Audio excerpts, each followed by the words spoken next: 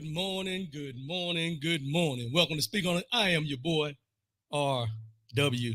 Coolins. First and foremost, giving honor to God who allows me to come at you in this manner on a weekly basis. How's everybody doing out there? We're here another Saturday morning, y'all. Give y'all some information.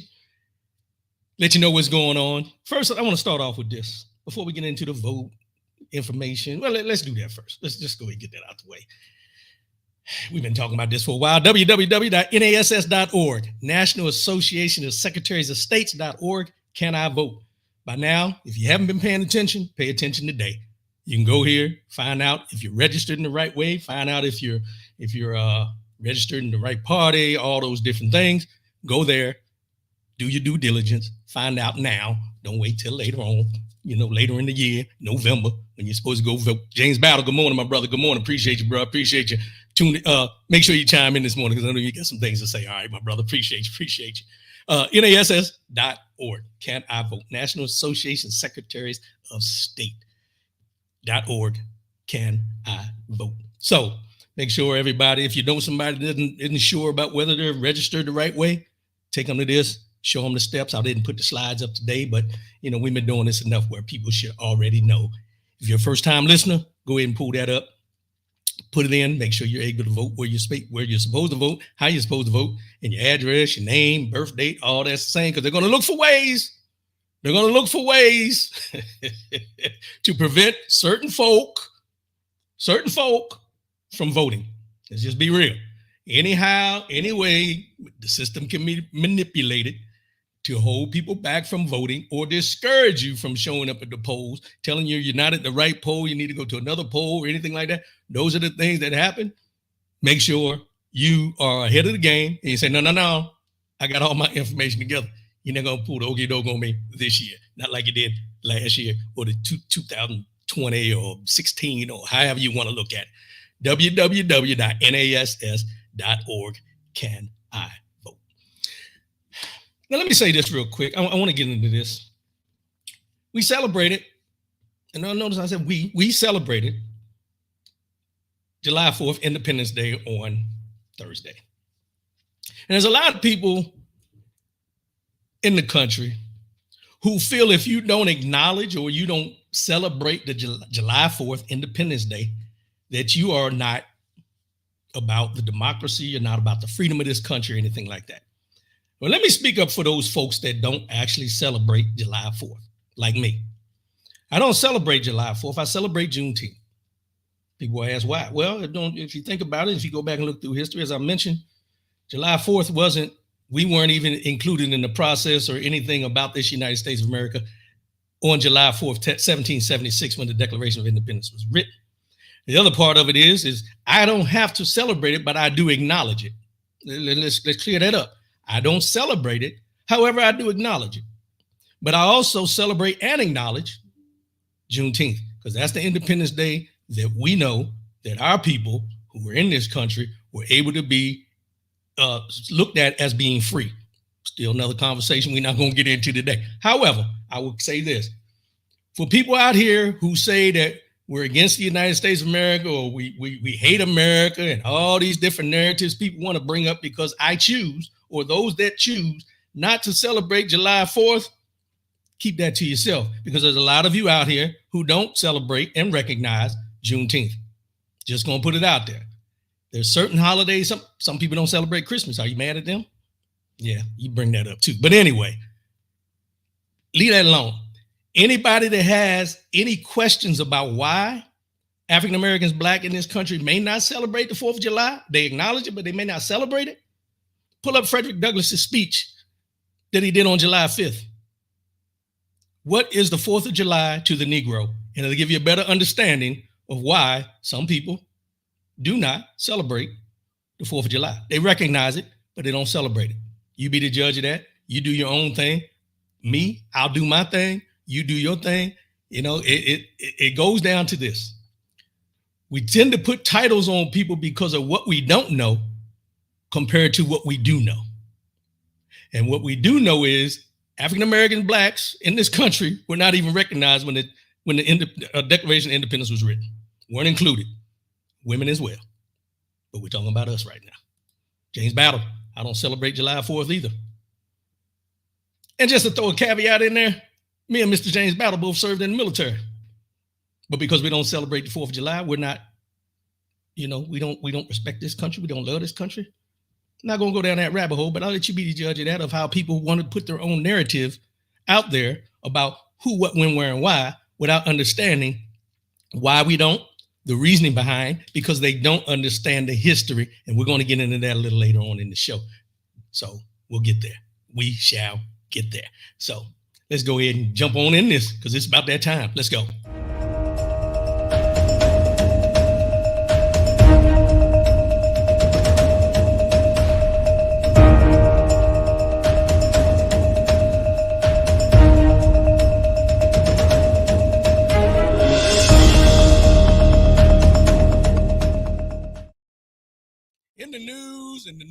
In the news. So this week, there's a man called, not called, his actual name, if I can find it, Kevin Roberts. And he's the president of the Heritage Foundation. You heard me talk about the Heritage Foundation before. Let me pull up exactly what you remember about the Heritage Foundation. This was a picture I posted a while back when we were talking about the flag being flown upside down. And this is the organization that Kevin Roberts is the president of. Now, I pulled up the website. I'll let you do it for yourself. The heritage.org, I think it is. The heritagefoundation.org, I think is the website, but you can pull it up on your own, look at it, read through some of the things. But the reason it's interesting this week is because Kevin Roberts was on a show, and the Heritage Foundation are the ones behind the Project 2025. And he says, Project 2025 head says the Second Amendment revolution will be bloodless if the left allows. Second American Revolution will be bloodless if the left allows. And let me put his full statement up. We're in the process of taking the country back, Roberts told viewers. No one in the audience should be despairing. Roberts said that the presidential immunity is vital to ensure a vigorous executive, as described in the Federalist Papers. Eventually, he got around to what he called the radical left. But number three, because he did 3 points, but the two not as relevant. But number three is what everybody's counting on. Paying attention to. But number three, let me speak about the radical left. You and I have both been parts of faculties and faculty senates and understand that the left has taken over our institutions.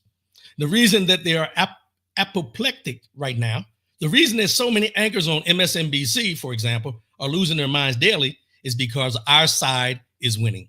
We'll get back to that in a minute.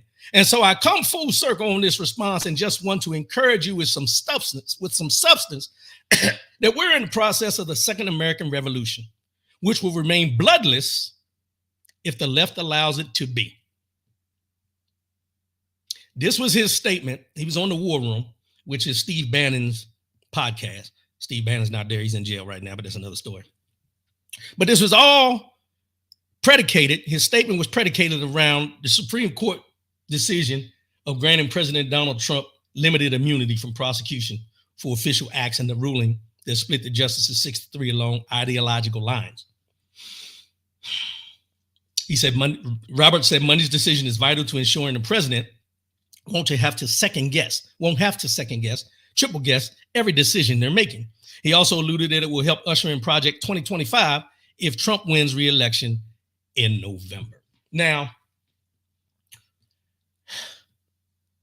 I want to say this, and I want people to really hear me when I say this.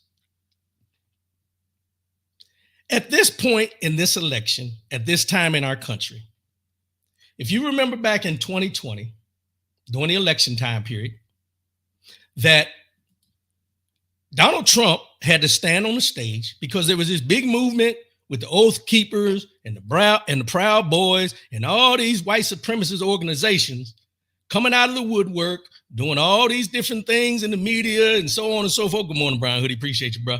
John Payne, appreciate that comment. But coming out of the woodwork to support Donald Trump. But I want to ask this question, and it's an observation I've had, and I hope you've had the same thing. Where are all these organizations right now? You don't hear from them. You haven't heard anything from the Proud Boys, Oath Keepers, and so on and so forth. You haven't heard from any of them because they're standing back and standing by, which is what this statement technically says to all of us to be prepared for.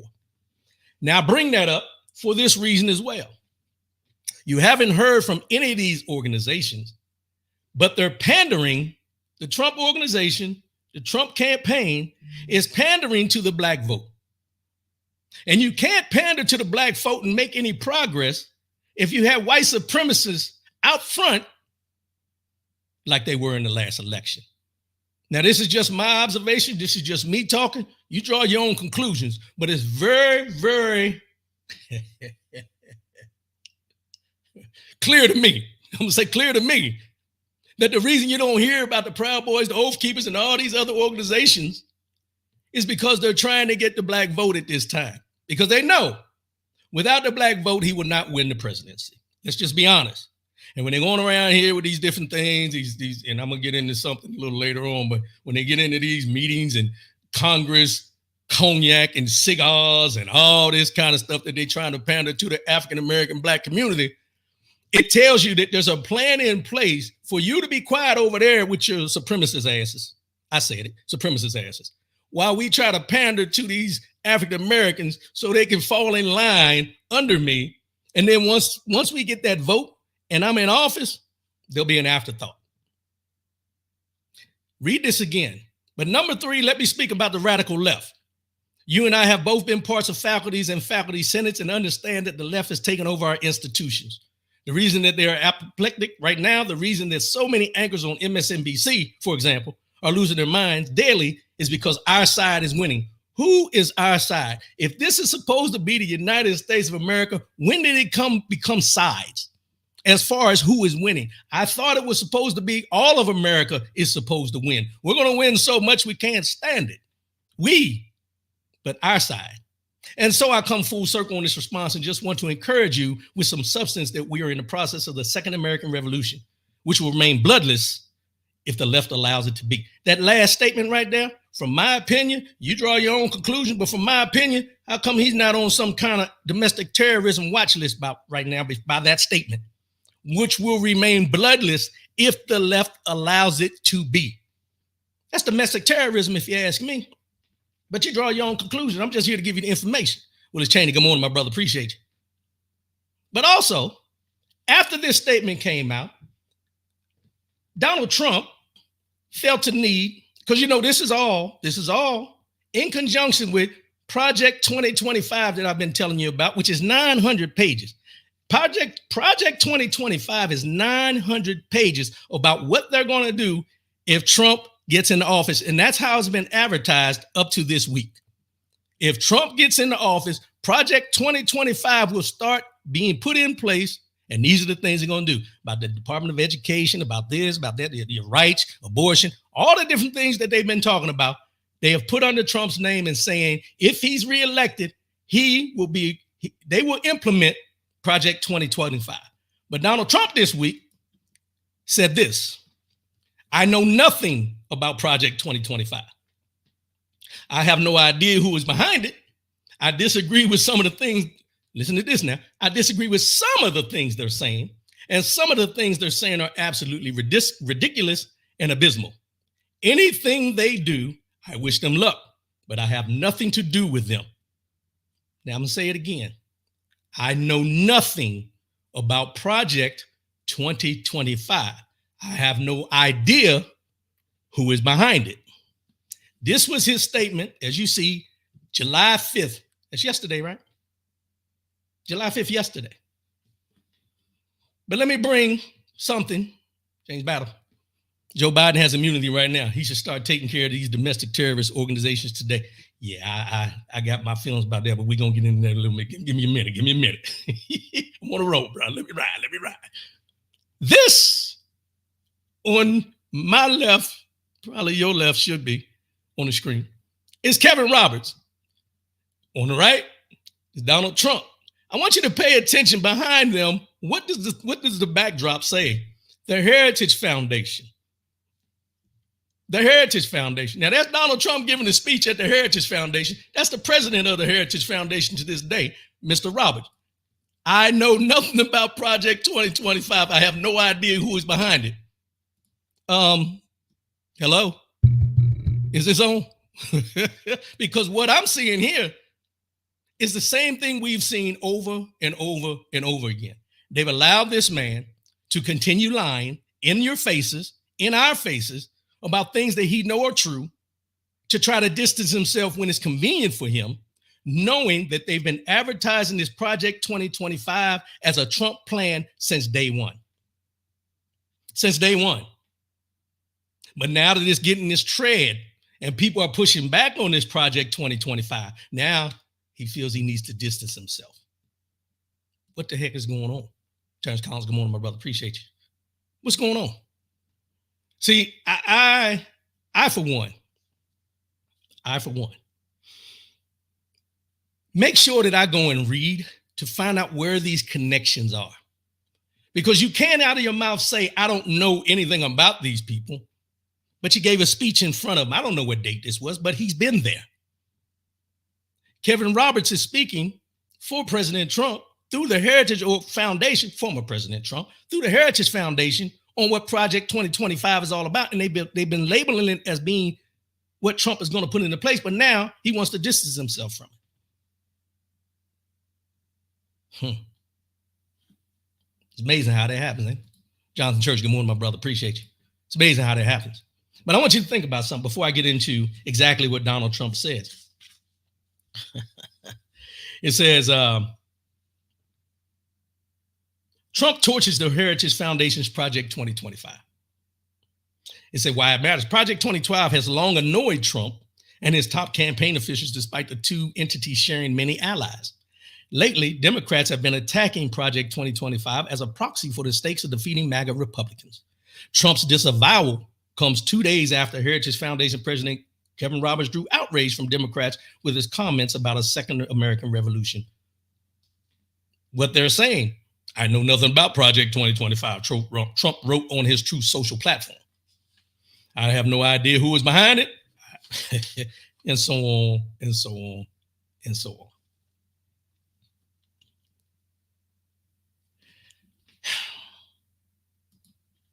He's lying as always.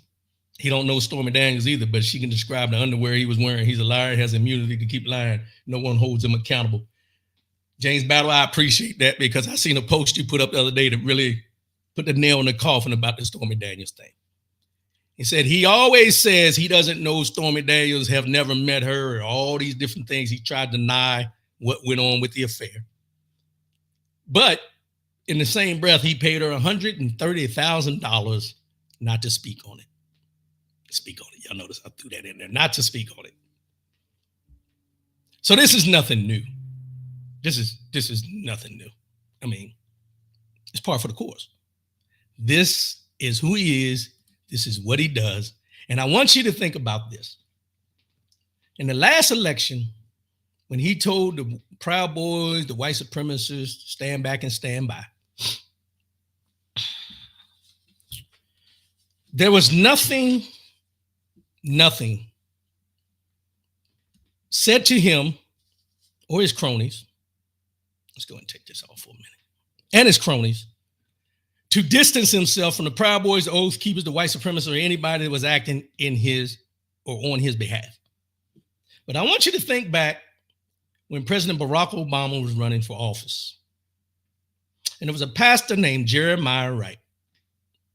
And they did everything in their power to make Jeremiah Wright look as though he hated America. He was this radical, supporting Islam, all the things you can think about that they try to label other folks. They tried to put that on Jeremiah Wright. And they made President Obama come out and disavow President Jeremiah Wright, which from what reports have said and everything, hurt Jeremiah Wright to the core because it was all about politics at that time, not relationships. But I've never seen in any entity them having anybody that doesn't look like Barack Obama having to disavow somebody to that extent during their campaign. If this what they're saying about this Project 25, is that true? Just saying that I don't know who these people are or anything. Tell me that Project 2025 is not part of your plan.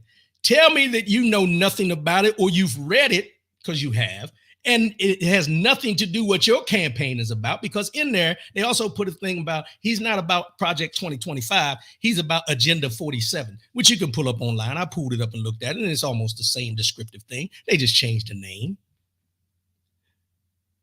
But when you start looking at these things, you start paying attention and you look at how these things are commingled. You have to step back and ask yourself, who am I voting for in all reality? Am I voting for the past? Because that's what they're trying to bring back is the past. Like I said, they're trying to eliminate anything and everything that does with anybody's rights, except for the rights of those they feel are entitled to them, which is not you, which is not me, which is not women, which is not the immigration that this country was built on. None of the things that we know to be true about this country are solidified in what's going to happen going forward. Now, you draw your own conclusions. You do your own thing, but I'm just saying. But I also want to talk about this one.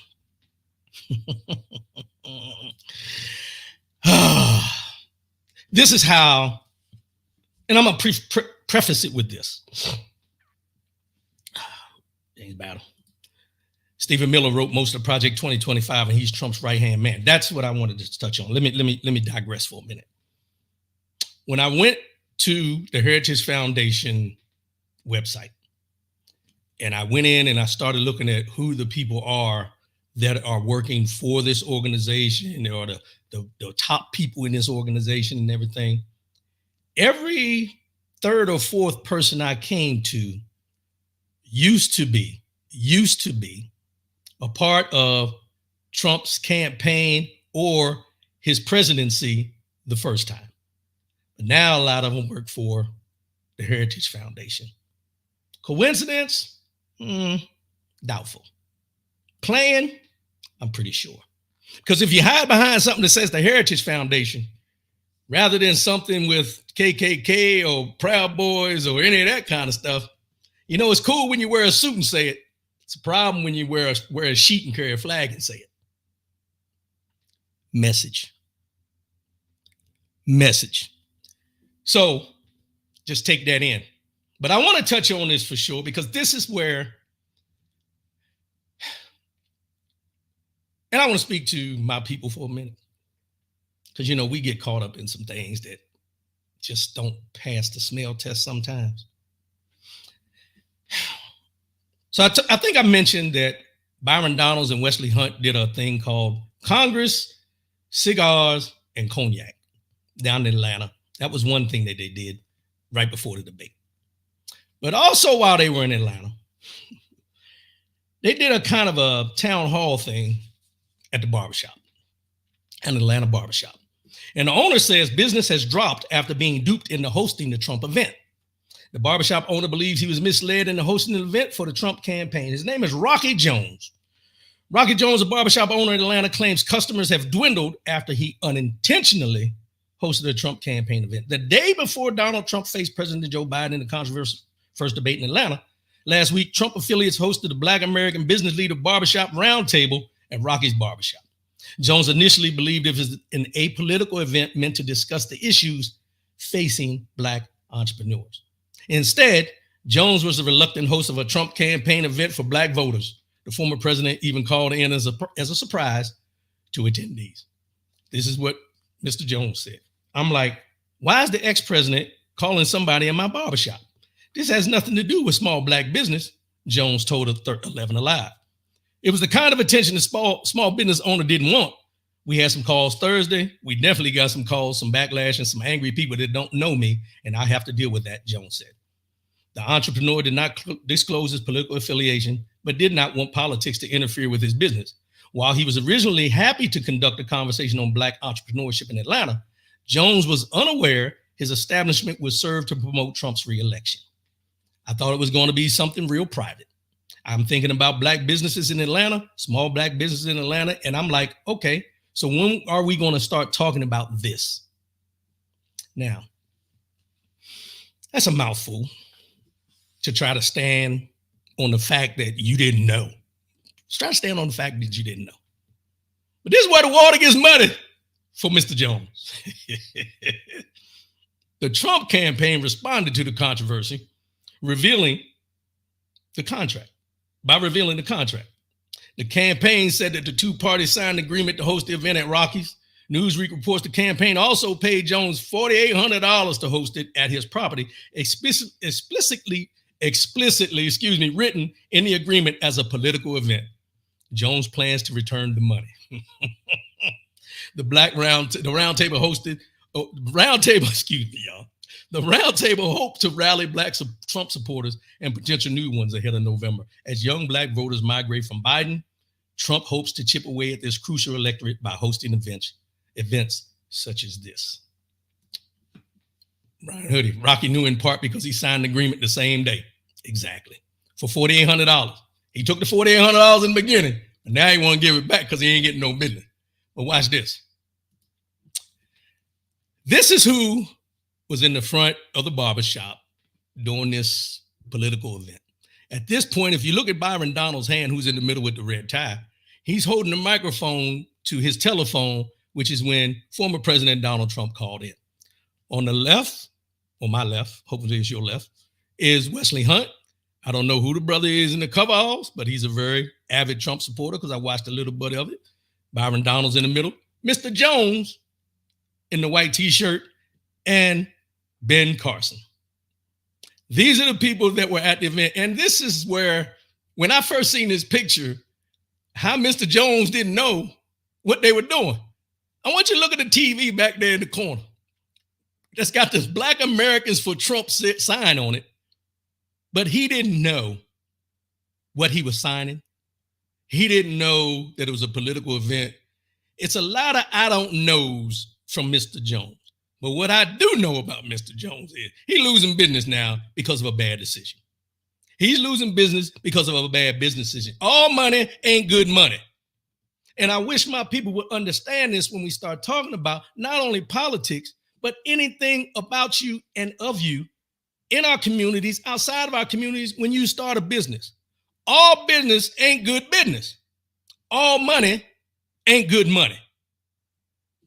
He got caught up because he seen the dollar signs, but it didn't make sense. James Battle, if he didn't know, he should have at least did some research on why Byron Donalds, on who Byron Donalds is. First of all, yes. And the question I would be asking is, Battle, Rocky is lying. Yeah, he lying. But he's lying to save his business. And I get that. But he wasn't concerned about saving his business when he signed the contract. Because as I just said, we have to be smart. We have to think these things through. Because there's no way you can tell me that they called you from the Trump campaign about holding this event and you didn't think it would be a political event. Anything that deals with Trump is a political event at this time. Come on. Do I feel bad for Mr. Jones? Not this much. About this much. Only because he may lose his business. The reason I don't feel bad for Mr. Jones is because one thing that we know about business, read the contract. If you don't know what it says, get a lawyer to read the contract. He didn't do his due diligence. And he's about to lose his business for $4,800. $4,800, not $48,000, which wouldn't make that much of a difference, but it probably would take a little sting away. $4,800. $4,800. This is when I'm talking about the pandering to the African-American Black community. This type of stuff right here. And they're drawing these guys in by throwing money. You remember the Chick-fil-A thing? Same thing. They said the female that was at the Chick-fil-A setup thing was at the barbershop that day as well. So they're paying people to play a role like they truly support this former president for 2024. Pay attention, y'all. They got to pay you ain't in play. I like that. If they got to pay, you're not in play. If they have to pay, you're not in play. Let's just be honest about it. They're paying to come and use your facility. Good. But what are they coming and what is the message you're trying to send? Because if this barbershop was a staple in that community, that's why they targeted it. And Mr. Jones should have known that. But he chose to pay attention to the $4,800 more than the impact it would have on the community, his business, and everything else about him going forward. Yeah. Yeah. That's where we're at. Let's go.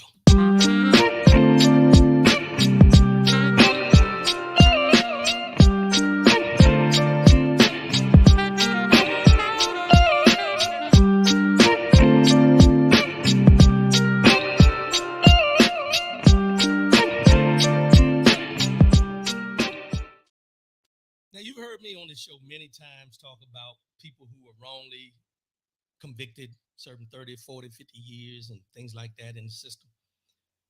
But on July 3rd, the Supreme Court, passed on a case in Georgia for a man on death row, an African-American male on death row. And his name is Warren King. And they're saying that the prosecutor in his case used strikes to eliminate 87.5% of the eligible black jurors and only 8.8% of the eligible white jurors, all women.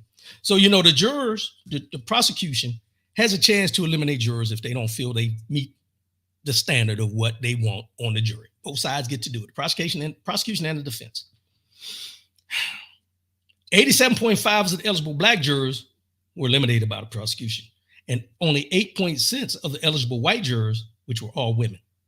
The U.S. Supreme Court on Tuesday declined to consider the case of a black man on death row in Georgia who says his trial was unfair because the prosecutor improperly excluded black jurors. Warren King, 48, was convicted of murder and other crimes in September 1994, shooting death of a convenience store clerk, Karen Crosby, during a robbery in southeastern Georgia. At his trial, the prosecutor used strikes to eliminate 87.5% of the eligible black jurors and only 8.8% of the eligible white jurors, all women. A 1986 U.S. Supreme Court decision established what is known as the Batson Rule, which prohibits the exclusion of prospective jurors based on their race. King's lawyers say the prosecutor in this case violated that rule and ranted against it when King's trial attorneys raised concerns during jury selection that he was striking black jurors because of their race. Discrimination based on race and gender must have no role in our criminal legal system, and certainly not when a man's life is at stake. The U.S. Supreme Court should have stepped up to enforce this core constitutional principle, given the glaring and abhorrent nature of the prosecutor's discrimination in this case. Let me stop right there for a minute. So the Supreme Court denied the opportunity to take this case up to show that the Batson Rule was not being adhered to.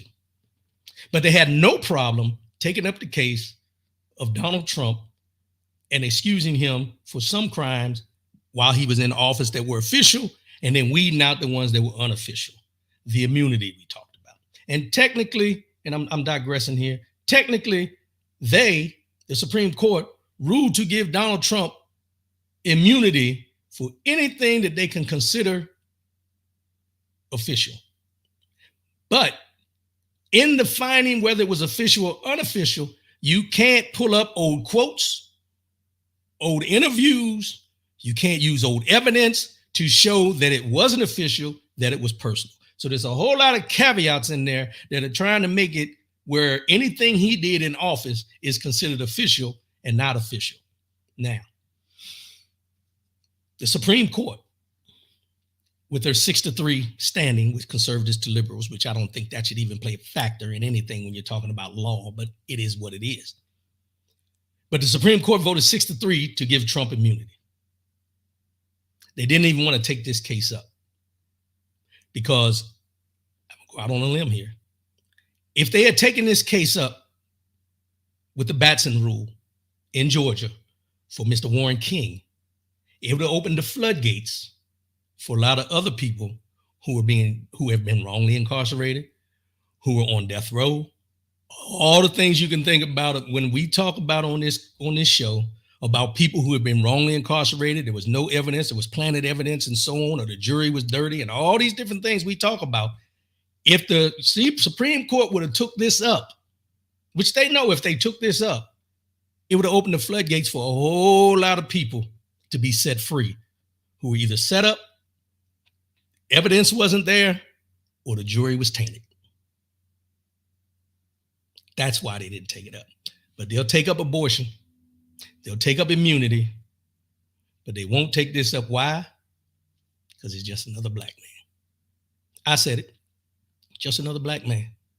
Whether he did the crime or not, he's guilty by a jury of his peers. That's what they always say.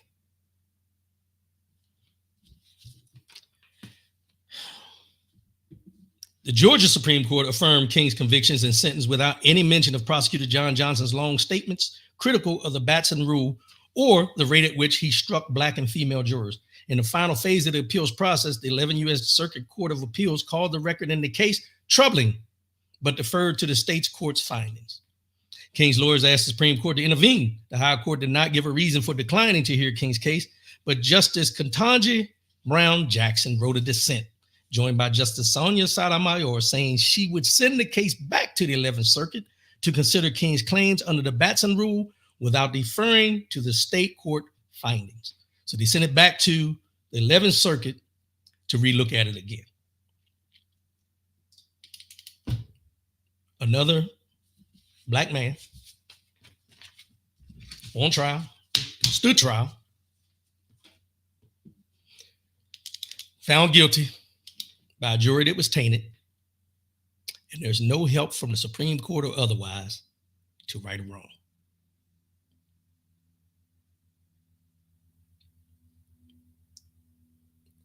Elections have consequences.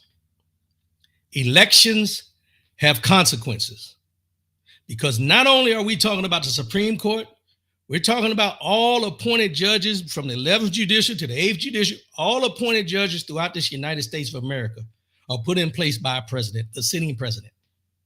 Elections have consequences. And if you choose not to go to the polls, then you're part of the consequences that we suffer. There are certain things that we need to pay more attention to when it comes to these elections, not just the ones that happen every 4 years, but those that happen every 2 years. Those local elections, because here's what people don't really understand, and I'll give you a prime example. You have judges that are sitting in your local district right now that consider themselves either conservative or liberal. And there's a president that is being told in his ear about that judge. And that judge is going to be on the short list the next time a Supreme Court opening comes up. Case in point, Eileen Cannon in Florida, the one overseeing the classified documents trial. Eileen Cannon, before she was even appointed, when her name was brought up, there were a lot of judges who said she was not ready. She is not experienced enough. She doesn't know the ins and outs of being a judge at that level yet. However, Donald Trump still appointed her. And what we're finding out and what we're seeing by him appointing her, though all the judges said she wasn't ready, by him appointing her, now she is being loyal to him rather than the law. Because if any of us was on trial for any of the things he did in this documents case, our trial would have been over with and we would be serving time.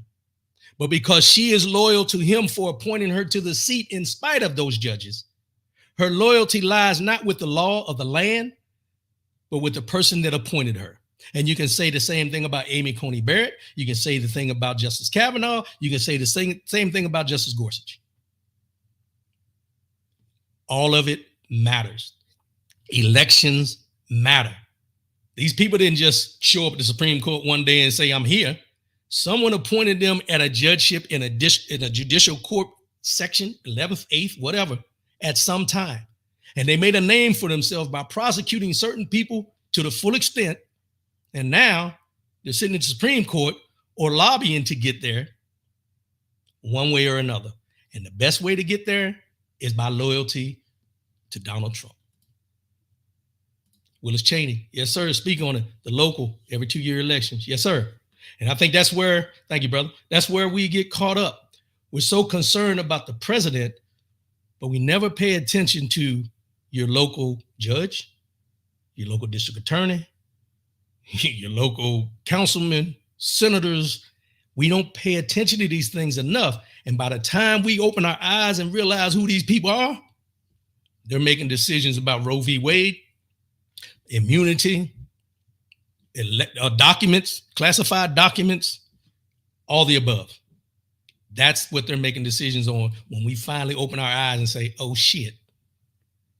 I remember when he was local and he was sending all these people to jail, and he was this type of judge or that type of judge, or she was this type of judge or that type of judge. And now that they're sitting up there, now we want to pay attention. It's too late. It's a lifelong appointment. They only step down when they want. There's a judge right now in Texas that stepped down the other day. He was just appointed probably about a year ago, I think. And nobody's talking about the reason he resigned, because the only way you leave is if you resign, because they can't kick you off, which is something that should be changed. But there's a judge who was appointed for a life term in Texas. I want to say it was Texas. But he resigned this week. And when he resigned, everybody's like, whoa, wait, what happened now? Why is he resigning? Nobody knows. Who appointed him? Donald Trump. So now the big question is, why did he step down? What's going on? The scandal hasn't come out yet, but it will in time. But these are the things we got to pay attention to, y'all. And I don't, I don't beat y'all on the head with these things every Saturday morning just to beat you in the head with them. I want them to resonate. I want them to put you in a plan of action of what you need to do, or what we need to do as people, to make sure these things aren't coming back to bite us in the ass.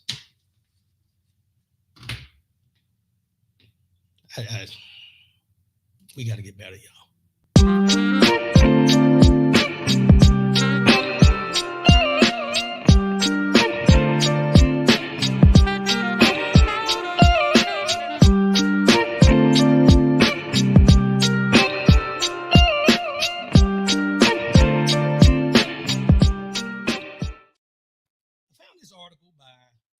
By Kate Finnes, Finnes. And it says 8 unsettling reasons why Americans turn their backs on Black history. Now, listen what it said now. 18 unsettling reasons why Americans turn their backs on Black history. Now, I don't know who they talking about when they say Americans, but I consider me an American. I consider you an American. But I don't think we turn our backs on Black history. But it goes in and it says, here's the 18 things.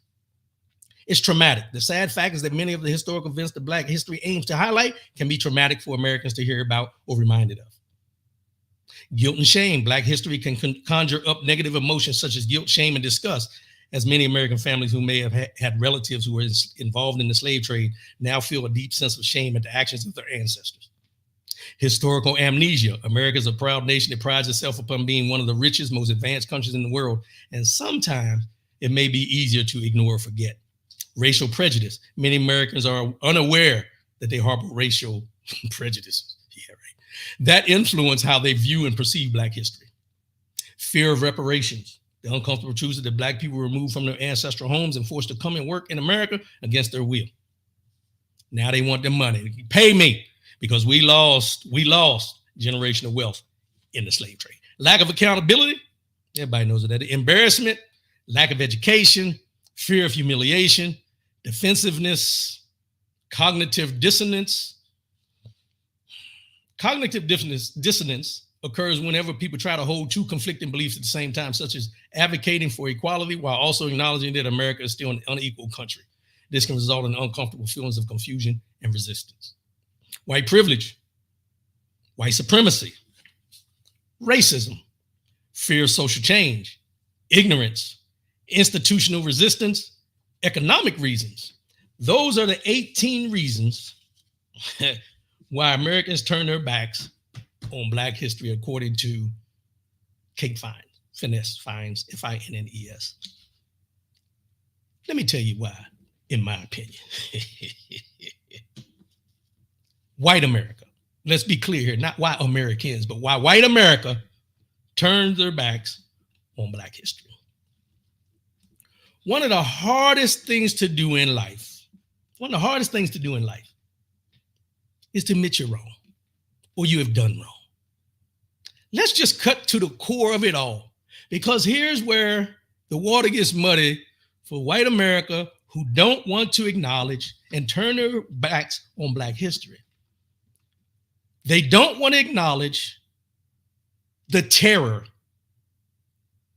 that was forced upon people in this country because of their melanin content. Let's cut to the bare basics. Let's cut to it. They don't want to acknowledge Black history because then they'd have to acknowledge that the African Americans enslaved in this country at the time built this country. They don't want to acknowledge that the African Americans that came here as slaves were more than slaves before they brought them here. They had knowledge. They were educated. Come on. We can be very, very simplistic when it comes to the fact of why white America does not want to acknowledge the history of the Black history in this country. Because in order to right a wrong, you must first admit it. You must first acknowledge it. You must first tell yourself and tell those around you, we were wrong. In order to move forward, and we all know this in our relationships, in our jobs, when you do wrong, the first step to being able to advance past it is acknowledge it. And without acknowledging it, it's an elephant in the room. And that elephant will sit there and sit there and sit there until someone chooses to acknowledge the fact that Black history is American history. And without Black history, there is no America. Just put it plain and simple. So when I see things like this, that's why I brought it up, because I want people to understand something. We as African Americans, Blacks, we're not angry. No, we're not angry. We're not disappointed. We're disenfranchised. We're disenfranchised in anything that goes on in this country in more ways than you can imagine. But when we act on it, when we speak on it, we're angry, we're mad. We want handouts, we want this, we want that.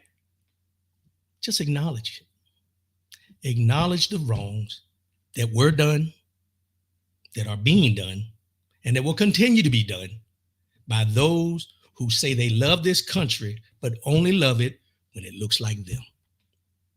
Because there's a lot of people out here who say they love this country until Barack Obama became president of this country. And then they couldn't stand this country because there was a Black man who represented this country. James Battle, the problem is that many people take it personal. It's not personal. The U.S. government sanctioned slavery, and therefore the U.S. government has to pay for the damage it caused to an entire group of people. And when we talk reparations, it's not a money grab. But if you think about all the money we've lost in the centuries and the time that we've been in this country, that our people were not paid for labor to build this country, come on. The slave owner got rich. The slave got beat. No matter how much work he did, never got paid, but he got beat. And they'll want you to think they had free room and board. They were treated good. Shut that up. That's another way to mask the fact of not acknowledging it, not admitting that it was wrong, to try to make it seem the wrong was okay. Only in America, as Don King would say.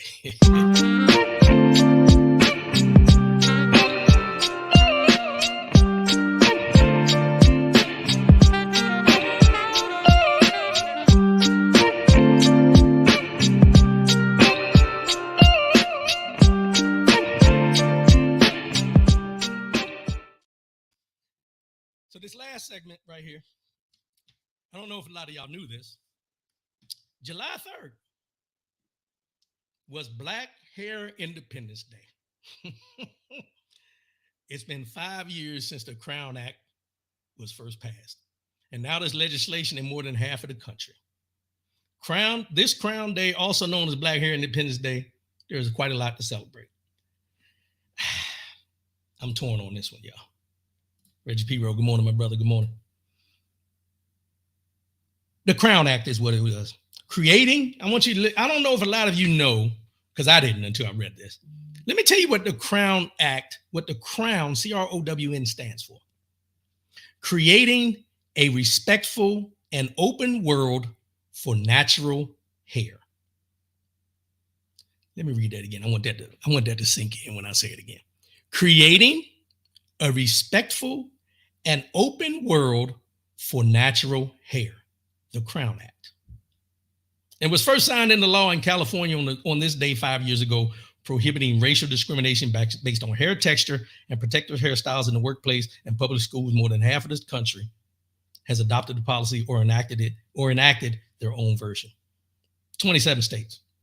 I'm not going to read the 27 states because it doesn't even make a difference. These policies have done much to not only prevent discrimination based on hairstyles and texture, but also to improve the lives of more than 30 million Black Americans and counting. The Crown Act is an initiative that's affecting generational change, and I'm beyond proud to be involved and play a small role in helping awareness. I wish this existed when I was growing up, and I'm happy it exists for my own daughter. I'm not going to read any more of this article. This is by Kay Wicker. Creating a respectful and open world for natural hair. Act, the Crown Act. Why would we in the United States of America or anywhere have to have an act put in place to say that you and your texture of hair should not and will not be discriminated upon just because? What? James Battle. White people don't need a law to wear their hair however they want to. Tim Scott says it's never been a racist country.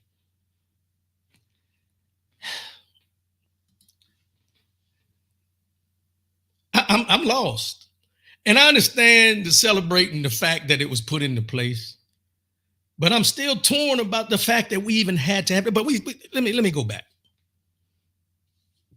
18 unsettling reasons why Americans turn their backs on Black history.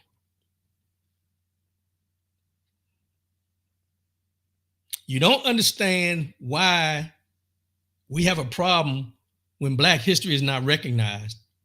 But in the same breath, you feel by appeasing us, by telling us that our hairstyles are protected under the Crown Act, that you can't be discriminated against, is supposed to make us feel better. Are we serious right now? Are we serious? I understand that we are, I love my people. Let me just start with this. I love my people. And when I say my people, I'm talking about Black people, African-American Black people, however you identify yourself, I love y'all.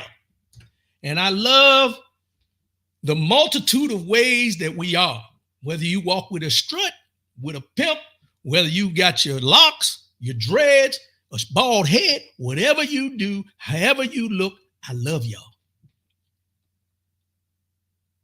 But we can't say the same thing for other folks as far as loving us. They love what we bring to the table, but they don't want us to sit at the table and eat when we bring it.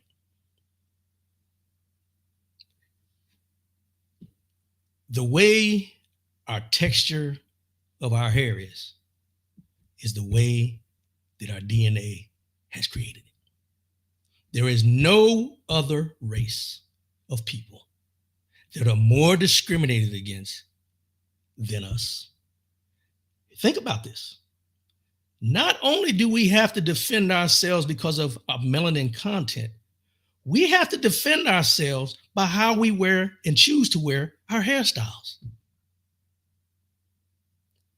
And they think that by putting an act out, that's going to stop people from discriminating against me when I walk in the door. The first thing they see is not my hair. The first thing they see is my skin. The first thing that draws them back is my skin. The second thing that draws them back is how articulate I may be when I start talking. The hair comes later.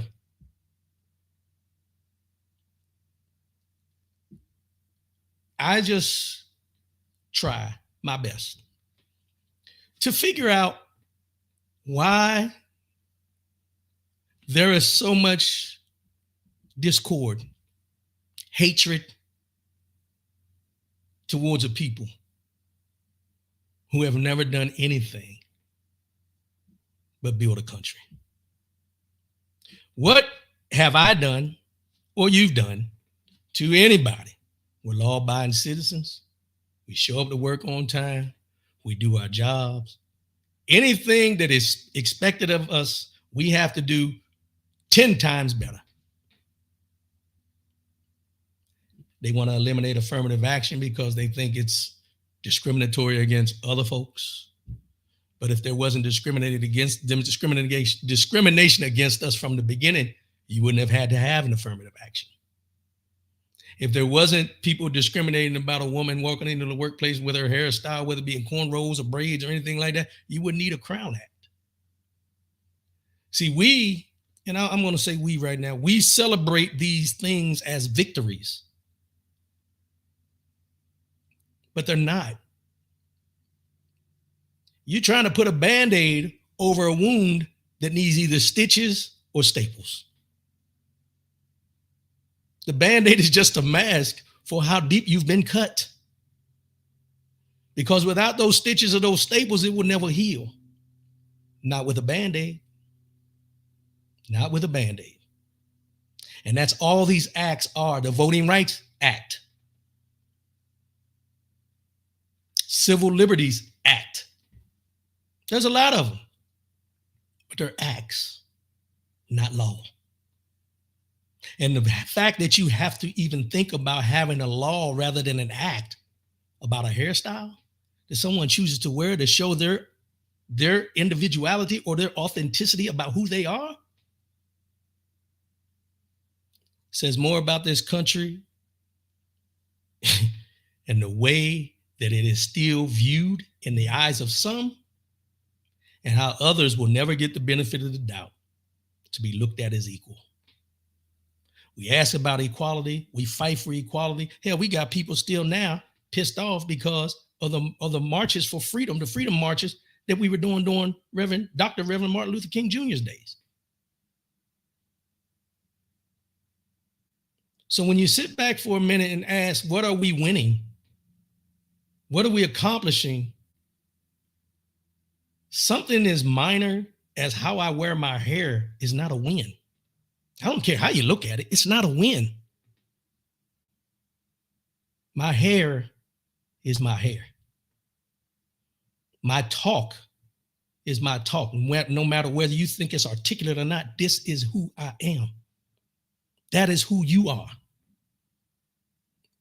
But we get into this code switching, as we talked about on shows. We get into this where, we're looked at as less than, or we got to be better than, no matter what the situation is. We're out here arguing, and I'll bring it up again. We're out here arguing about whether Bronny James deserved to be in the NBA because his father is pulling strings to get him there. Nobody has a problem with these owners or these other people in these big corporations who have nobody but their family surrounding them. But you have a problem with a man taking care of his black son and giving him a leg up.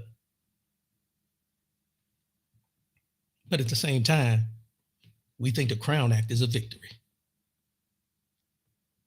Make it make sense. Make it make sense. All about a hairstyle. And something had to be put in place 5 years ago.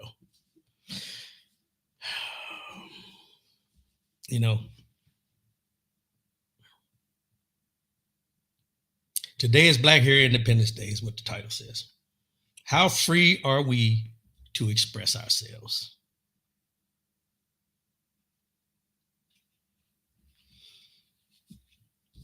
How free? Not only because of the Crown Act, but in any way, shape, or form. How?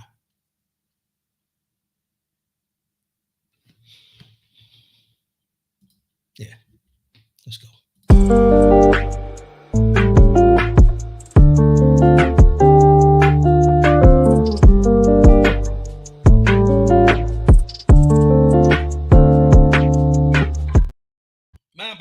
Mind, body, and soul is the year 2024. We're talking about the common denominator. The common denominator is health.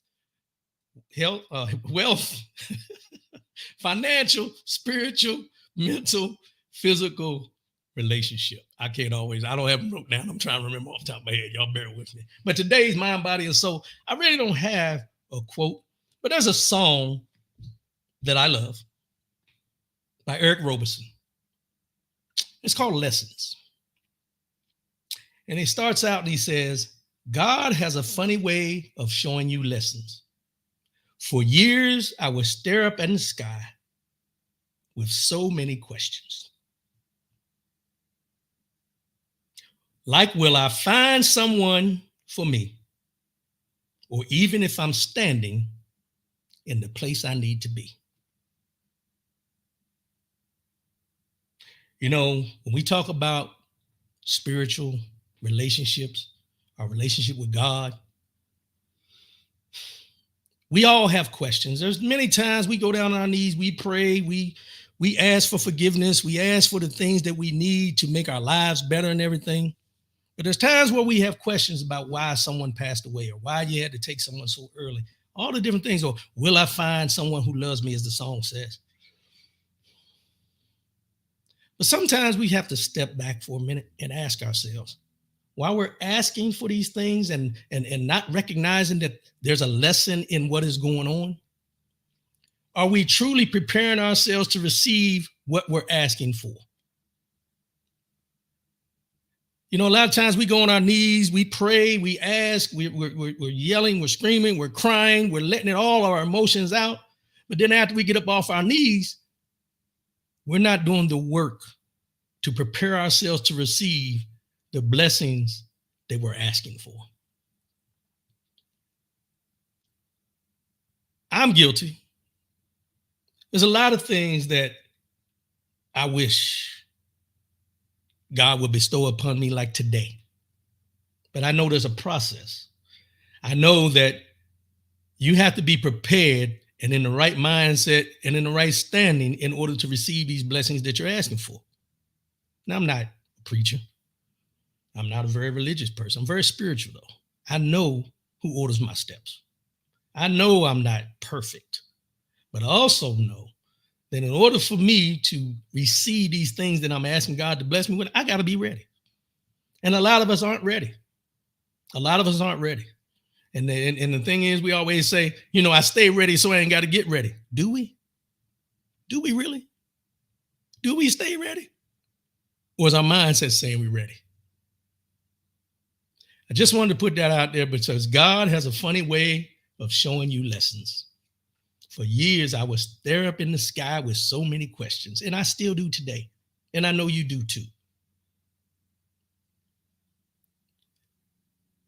Take the time this weekend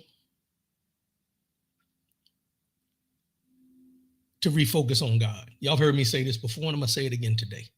To refocus on God. There's a lot of things in this world that causes us to become more worldly than godly. Refocus on God. Get your mentality back. Get back to the understanding that God is in control, but don't be blind to what's going on around you. Still, you have to pay attention of what's going on around you in this world. But know that God is in control. But we have to be prepared to receive those things that God is going to bestow upon us. It's hard. It's hard. But we have to refocus on God. Because what happens is we get these blessings. We understand that we've asked for these blessings. But once we get them, what are we doing to show our thanks for the blessing that we asked for and it being bestowed upon us? You know, if your eyes start going bad, you go see an eye doctor. If your life start going bad, you go down on your knees. Most times, most people. Things start going bad, you go down on your knees. But if you stay ready, you don't have to get ready. So rather than just going on your knees when things go bad, go on your knees to thank him when things are going good. Refocus your attention on God. He's never left you nor forsaked you. We leave. He doesn't. We leave. He doesn't. I'm going to go ahead and wrap it up for today. I appreciate everybody tuning in. Thanks for tuning in. I'll be back again next week. Hopefully you got something out of this today. As I said, and I've said this many times before, and I want you to hear it today. Pay attention, but don't let it overcome what you have to do in this world. Pay attention to the things that are going on around. Don't let it consume you. Don't let it consume you, but you need to be aware. Pay attention what's going on. Pay attention who's saying what.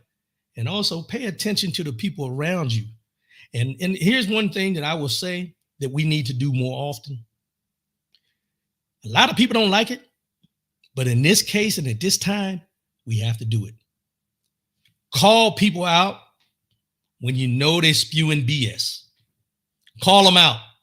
Don't let them run around here freely to talk on, put all these different seeds and these lies and manipulation in the atmosphere. If you're with somebody that you consider a friend and they're spewing something that you know is a lie, call them out on it. Stop catering to the BS. Call them out. Because by not calling them out, they get comfortable. If they get comfortable, they take their lies being truth. And then they take that lie that they think is a truth and they spread it everywhere because you didn't call them out on it. Now, mind you, they may still go and do what they're going to do, but let them know that you're not going to put up with it and they won't bring it around you anymore. As I always say before I sign off, love yourself, love one another, keep your head up, and most definitely, this week, refocus on God. I appreciate everybody tuning in. I love y'all. I'll see y'all again next week and I'm out. I'll holler. Peace.